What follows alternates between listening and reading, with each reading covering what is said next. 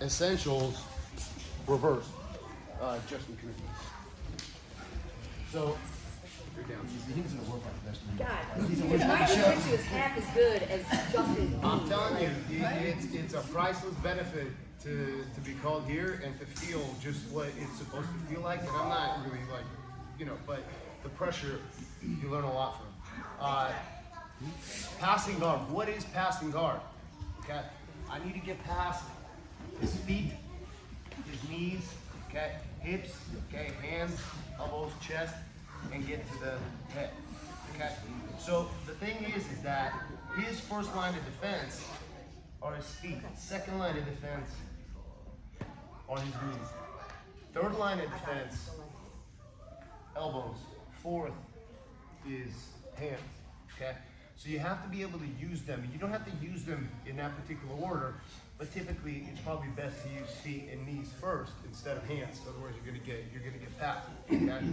So the objective is that oftentimes when you're on the bottom, and I'll go to the bottom and I'll show you guys, is that there's this tendency when you're getting past here, okay, and he's framing. So look, maybe I got past his foot, but I got his knee.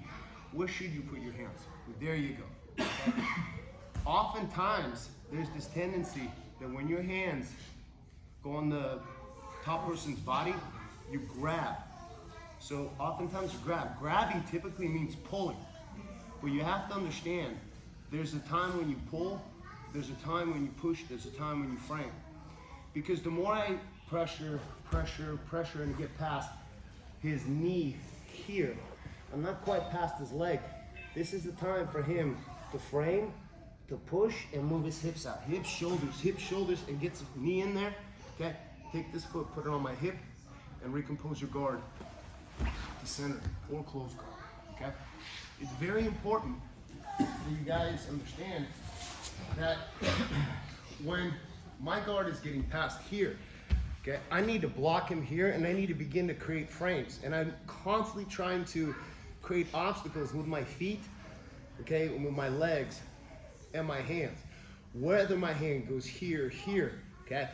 If I grab, okay, it's a tendency to pull, which is fine as long as you remember to block and push.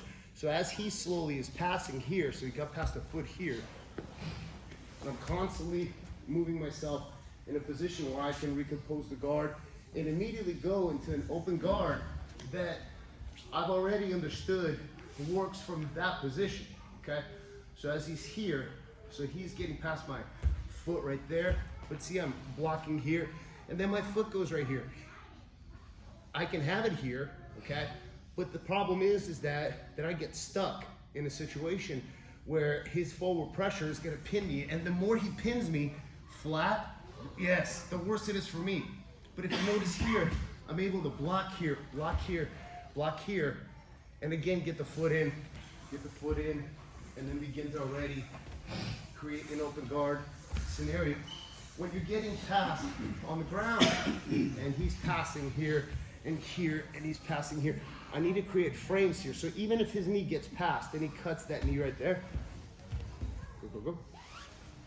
I still need to be able to continue to fight to reclaim an open guard. And it is a recomposition that consists of several movements. You're not going to recompose a guard if you, okay, go ahead. He passes. If I just go, move my hips once, and now I'm done. It's literally, I need to keep moving until, and you got to fight to reclaim that position because he's fighting to control you. So if you're not fighting to regain a position that you can begin to create obstacles with your feet and knees, you're going to eventually get past, you're going to be tired, and you're going to be on the bottom, and it's going to be a lot harder to escape side control. The concept is that as I'm here, okay, my guard consists of 4 points of contact. Let's say 1, 2, maybe 3, 4 right here, okay? But he removes 1, and I need a frame here. So as he drives into me now, I begin to repommel feet. He keeps going. You notice that there's constant movement.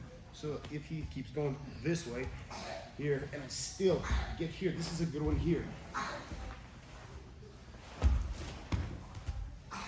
Just to kind of work on what we did in at the 12 o'clock class.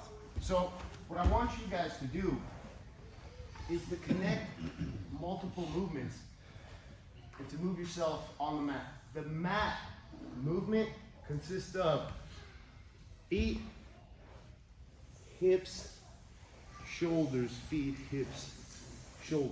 Okay, in those 6 movements, look how much space I made. If I just move my hips and you go, ah! That's it. You have to follow it up with head, feet, and maybe even recompose the guard. But you have to create the space. When he's passing, he wants to remove the space. He wants the pressure. There's pressure here, but now I have my knee in there. Here I'm blocking. I'm blocking. It's okay. I can even block here. He keeps passing. Block that arm. Because I know this one is going to start trying to grab my head right here. And you see how much movement there is.